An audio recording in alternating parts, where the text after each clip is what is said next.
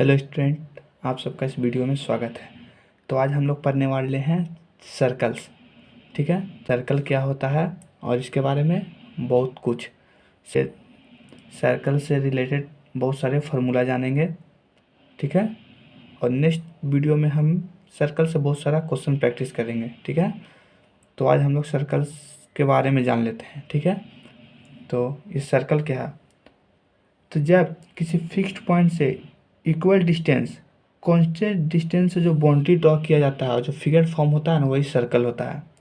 ठीक है, जब किसी फिक्स्ड पॉइंट से, जैसे ओ एक फिक्स्ड पॉइंट है, ठीक, और इस फिक्स्ड पॉइंट से जो सर्कल ड्रॉ किया जाता है, मीन्स इस फिक्स्ड पॉइंट से इक्वल डिस्टेंस से जो बाउंड्री ड्रॉ किया जाता है और जो फिगर फॉर्म होता है वही सर्कल होता है। और सर्कल एक 2D फिगर होता है। सर्कल एक 2D फिगर होता है। और जो पॉइंट है, ये फिक्स्ड पॉइंट है, इसे क्या कहते हैं? इसे कहते हैं सेंटर ऑफ द सर्कल। और सेंटर ऑफ द सर्कल से सर्कल का जो बाउंड्री टच किया पी, तो जो कांस्टेंट डिस्टेंस है, इक्वल डिस्टेंस आया, तो इसे हम लोग रेडियस कहते हैं। ठीक है, और जो ए बी आप देख सकते हैं, और वैसा लाइन सेगमेंट जो सर्कल को सेंटर ऑफ सर्कल से पास करे, वो लाइन सेगमेंट जो सेंटर ऑफ सर्कल से पास करे, तो वो डायमीटर होता है। और दोनों सर्कल के दोनों बाउंड्री को टच करे, तो ये डायमीटर होता है। ठीक है, तो हम लोग पहले लिख लेते हैं सर्कल का डिफिनेशन। ठीक है ना, तो चलिए लिख लेते हैं, नोट कर लीजिए आप लोग भी। तो a circle is a collection. A circle is a collection of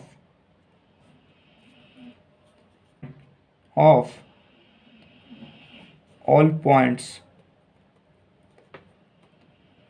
in a plane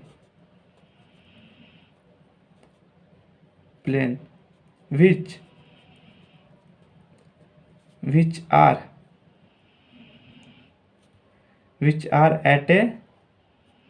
at a constant distance, equal distance, constant distance from a fixed point।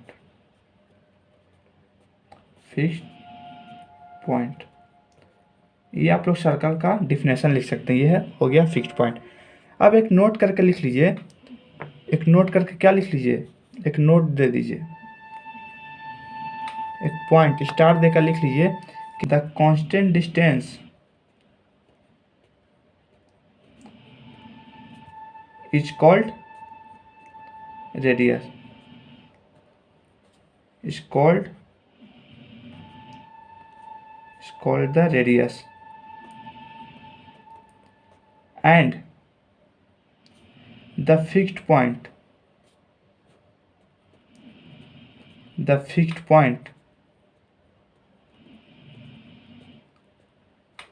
is called the center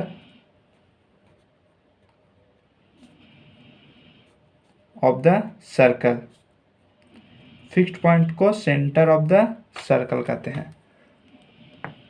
अब circle में क्या क्या होता है?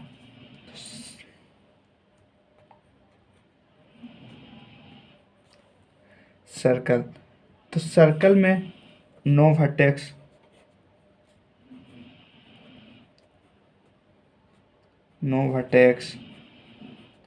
No edge,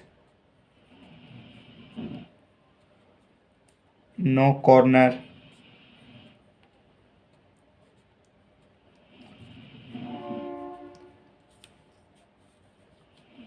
no side. Circle में ये कुछ भी नहीं होता है। ठीक है, अब सर्कल से हम लोग अब हम लोग सर्कल के बारे में जान लिए। अब सर्कल से फॉर्मूला लिखेंगे, क्या कैसे फॉर्मूला होता है। ठीक है, तो सर्कल से जो सबसे पहला फॉर्मूला बनता है वो बनता है सरकमफेरेंस ऑफ ए सर्किल। तो लिख लेते हैं पहला फॉर्मूला जो बना, सरकमफेरस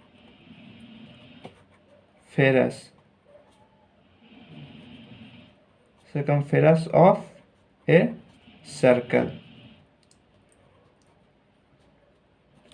अब इस सरकमफेरस ऑफ सर्कल क्या है? जो आप सर्कल का जो बाउंड्री देख रहे हैं ना, इसका मेजरमेंट निकालने को ही हम लोग सरकमफेरस ऑफ ए सर्कल कहते हैं। ठीक है, तो इसका फार्मूला हो जाता है, सरकमफेरस ऑफ सर्कल का फार्मूला आता है 2πr। ये पाई क्या है? जहाँ सर्कल है वहाँ पाई है, जहाँ जहाँ सर्कल है वहाँ पाई है, बस सर्कल में ही सिर्फ पाई का इस्तेमाल होता है। अब पाई क्या है हम लास्ट में आपको बताएंगे, पूरा डिटेल बताएंगे पाई के बारे में कि ये पाई क्या है। ठीक है, वीडियो को अंत तक देखें। ठीक है, और इस पर इम्पोर्टेंट क्वेश्चन आता ही रहेगा, बहुत चैप्टर समझाएंगे आपको आगे ही, पहले सर्कल को देख लेते हैं। ठीक है, तो ये पाई क्या है आगे हम आपको बताएंगे कि पाई क्या है। अभी सरकमफेरस ऑफ सर्कल कैसे बना, सरकमफेरस ऑफ सर्कल का 2πr फार्मूला कैसे बना?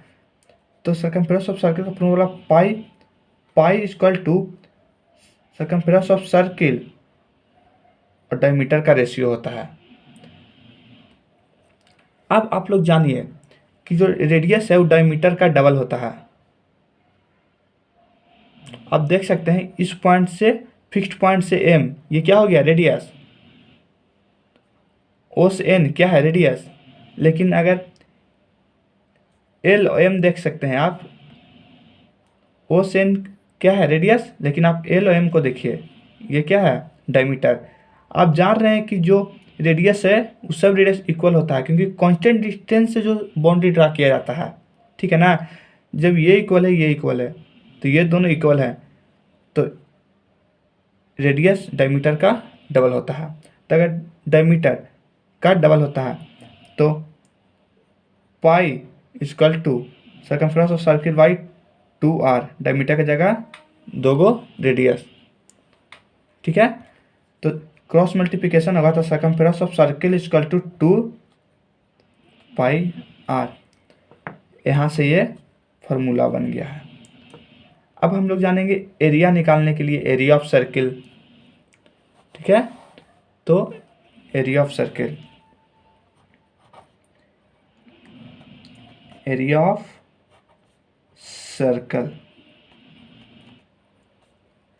ये एरिया क्या होता है आप देख सकते हैं इस फिगर को, जो ये एरिया लिया हुआ है ये इसी को एरिया कहते हैं, क्षेत्रफल। इसी को निकालने का फॉर्मूला, सर्कल में जब एरिया निकालने के लिए बोलेगा तो क्षेत्रफल जो अंडर इंक्लोज, जो ये अंदर का जो एरिया है इसी को ही निकालने के लिए बोलता है। तो इसका फॉर्मूला होता है पाई r स्क्वायर। ठीक है, अब हम लोग एरिया ऑफ सर्कल जान गए। ठीक है, अब हम लोग जानेंगे सेमी सर्कल। ये जो रेड से आप पूरा देख रहे हैं ये सेमी सर्कल होता है, आधा सर्कल। एरिया ऑफ पूरा सर्कल का तो एरिया हम लोग निकाल लेंगे जब, लेकिन आधा सर्कल का भी तो एरिया बोल सकता है, तो उसका फॉर्मूला क्या होगा? तो area of semi circle, area of semi circle, area of semi circle का फॉर्मूला क्या होगा? तो सर्कल का फॉर्मूला क्या हो गया, सर्कल का फॉर्मूला क्या हो गया पाई r स्क्वायर। तो एरिया ऑफ सेमी सर्कल का होगा 1/2 पाई r स्क्वायर। अब सेमी सर्कल का तो हम लोग ने फॉर्मूला जान लिया, लेकिन सेमी सर्कल का आधा मीन्स जो ग्रीन कलर का आप देख रहे हैं क्वाड्रेंट, एरिया ऑफ क्वाड्रेंट, तो इसका फॉर्मूला क्या होगा? तो इसका फॉर्मूला भी हम लोग लिख लेते हैं, area of quadrant, area of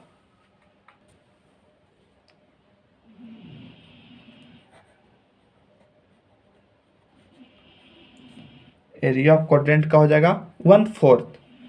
circle में तो हाफ हो गया, लेकिन एरिया ऑफ क्वाड्रेंट में हो जाएगा 1/4 पाई r स्क्वायर। ये हो जाएगा एरिया क्वाड्रेंट। ये हम लोग इतना फार्मूला हम लोग देख लिए हैं।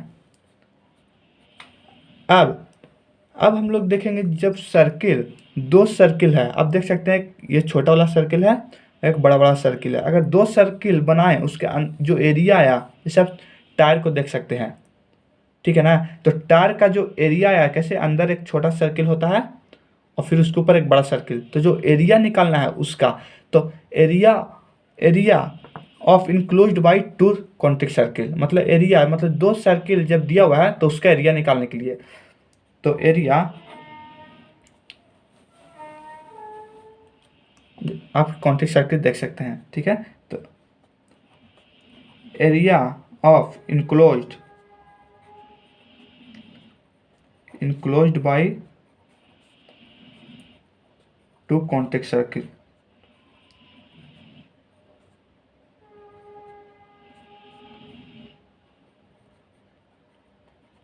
कॉन्टेक्स्ट सर्कल, इसका फॉर्मूला क्या होता है।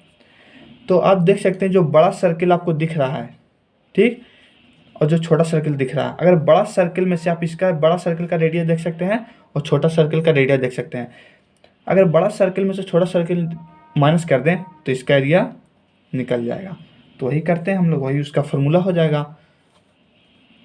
तो इसका हो जाएगा pi capital R square minus pi small R square, pi pi common ले लिए तो pi capital R square minus small R square, ठीक है। आप देख सकते हैं A square minus B square formula आ गया, तो इसको हम लोग तोड़ सकते हैं, pi capital R plus small R और capital R minus small R, ये हो गया हम लोग का area enclosed by context circle. ये हम लोग निकालने के लिए जान गए। अब हम लोग आगे जानेंगे आर्क क्या है, चॉर्ड क्या है। Diameter is the longest chord of the circle, diameter है जो सर्किल का सबसे बड़ा चॉर्ड होता है, ठीक है ना। तो डायमीटर क्या होता है, सबसे बड़ा चॉर्ड होता है, लेकिन चॉर्ड क्या होता है ये हम लोग जानेंगे, ठीक है। अब देखिए आर्क और चॉर्ड, आर्क क्या होता है और चॉर्ड क्या होता है। तो आप देख सकते हैं जो पी और क्यू, जो ये एरिया है निकला, जो ये लाइन आप देख रहे हैं बाउंड्री का, सर्कल के दो बाउंड्री को जो आप पॉइंट देख रहे हैं पी एंड क्यू, तो इतना भाग ही आर्क कहलाता है। तब अगर आपको बोल दिया जाए कि सर्किल में पी क्यू इसका लेंथ निकाले, लेंथ ऑफ द आर्क, तो इसका फॉर्मूला होता है, तो लेंथ ऑफ द आर्क क्या होता है लिख लेते हैं। हम लोग बहुत कुछ जानेंगे, ठीक है। लेंथ ऑफ आर्क, तो ये लेंथ ऑफ आर्क का फॉर्मूला क्या होता है, लेंथ ऑफ आर्क का फॉर्मूला होता है theta by 180 degree into pi r, ठीक है। अब ये थीटा क्या है, तो जो आप ये एंगल देख रहे हैं ना, यही थीटा है, इसका वैल्यू आप पुट करना होगा 180 डिग्री इंटू पाई का वैल्यू होता है 22/7 इंटू आर जो रेडियस दिया हुआ है, ठीक है। अब चॉर्ड क्या होता है, सर्किल में अगर दोनों बाउंड्री को टच करे, चाहे वो सेंटर से होकर गुजरे या ऐसे ही गुजरे, वही चॉर्ड होता है, समझ गया ना।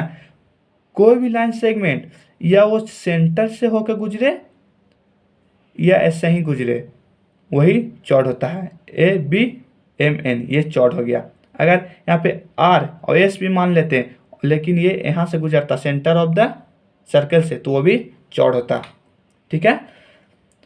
अब हम लोग चौड़ भी जान गए। और डायमीटर है, जब सेंटर ऑफ द सर्कल से गुजरेगा तो वो तो डायमीटर बन जाएगा, तो वही तो डायमीटर सबसे बड़ा चौड़ होता है सर्कल का, ठीक है। अब हम लोग इतना फॉर्मूला देख लिए हैं। अब हम लोग जानेंगे मेजर सेगमेंट और माइनर सेगमेंट, और मेजर सेक्टर और माइनर सेक्टर, ठीक है, ठीक है ना। अब हम लोग देखेंगे मेजर सेगमेंट। तो मेजर सेगमेंट आप जब सर्किल में चौड़ बने और सर्किल के दो पार्ट को डिवाइड करे, तो जो मेजर सेगमेंट,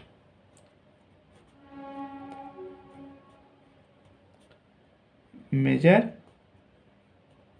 सेगमेंट।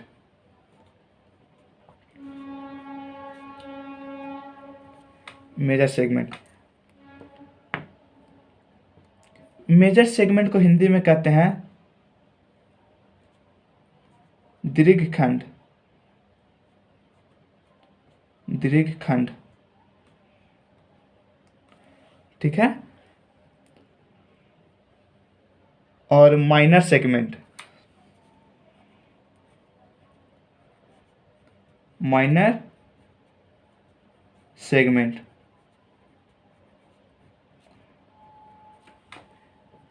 अब ये माइनर सेगमेंट को हिंदी में कहते हैं लघुखंड, ठीक है। अब इसका फॉर्मूला क्या होता है? तो area of segment, area of segment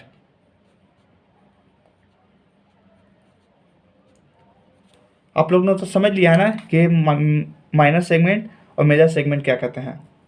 बहुत सारे स्टूडेंट कंफ्यूजन रहते हैं कि माइनर सेगमेंट क्या होता है और माइनर सेक्टर क्या होता है। पहले हम लोग समझ लेते हैं, उसके बाद फार्मूला डिस्कस करेंगे, ठीक ना। तो आप देख सकते हैं, अगर कोई रेडियस, दो रेडियस सर्किल को दो पार्ट में डिवाइड करे तो वो माइनर सेक्टर कहलाता है। लेकिन जब चौड़ सर्किल को दो पार्ट में डिवाइड करे तो वो मेजर सेगमेंट कहलाता है और माइनर सेगमेंट कहलाता है, ठीक ना। अब area of segment, area of segment कैसे निकलता है? तो एरिया ऑफ सेगमेंट का फॉर्मूला आता है r square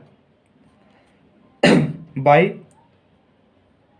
pi theta by 360 minus 1/2 sine theta.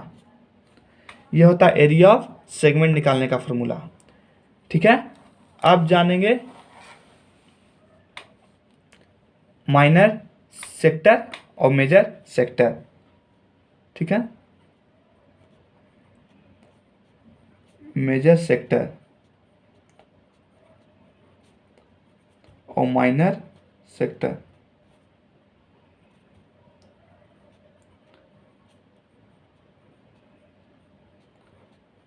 Minor sector, ठीक है। आपने इसे तो देख लिया है एरिया ऑफ सेगमेंट निकालने के लिए। अब है मेजर सेक्टर और माइनर सेक्टर। तो मेजर सेक्टर को हिंदी में कहते हैं दीर्घ त्रिज्य त्रिज्या खंड,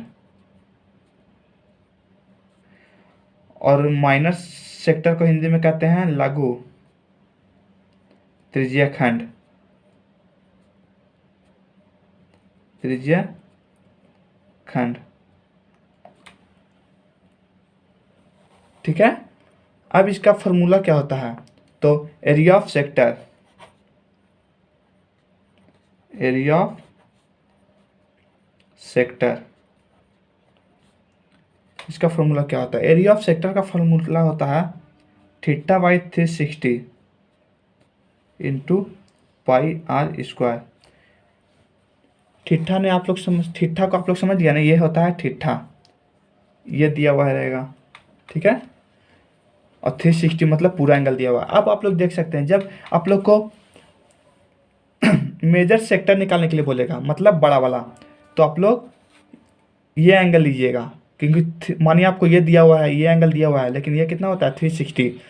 तो अगर 360 में से ये एंगल माइनस कर देंगे तो ये एंगल निकल जाएगा।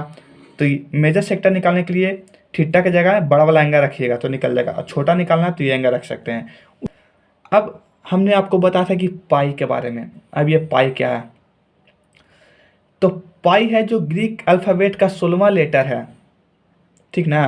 कैसे ABCD हम लोग का अल्फ़ाबेट है, तो उसी ग्रीक में 16वां लेटर है पाई। तो मैथ में कब से यूज होने लगा है पाई? मैथ में पाई कब से यूज होने लगा? बहुत पुराना समय में, जब कुछ नहीं था, जब उसमें पुराने समय में कुछ नहीं था, जब किसी सामान को यहाँ से वहाँ ले जाने के लिए किसी गाड़ी को बनाया गया, जब उसमें चक्का लगाया गया तो टेढ़ा बन गया, तो उससे सामान ले जाने में प्रॉब्लम होने लगा। ठीक है, जब सामान ले जाने में उससे प्रॉब्लम होने लगा तब सोचा कि अरे ये तो टेढ़ा बन गया है, अब इसको कैसे, तो उसी को एक्यूरेट वैल्यू माना गया है 22/7 मतलब पाई। ठीक है ना, तो उसका कैसे उन लोग पाई किया, 22/7 ही क्यों लिया? जब एक मेजरमेंट बनाया गया, उन लोग ने एक मेजरमेंट बनाया कि अगर किसी पाई के डायमीटर 7 यूनिट है, मानिए, अब देखिए इस फिगर देख सकते हैं। ठीक, अगर किसी पाई का डायमीटर, तो डायमीटर तो पूरा होता है, तो अगर किसी पाई का डायमीटर 7 यूनिट है और सरकमफेरेंस ऑफ सर्किल 22 यूनिट है, तो उससे सर्किल है जो एक्यूरेट बनेगा। उसी समय से पाई का यूज होने लगा और यही वैल्यू हम लोग लेकर चलते हैं। और 22/7 एक रेशनल नंबर है,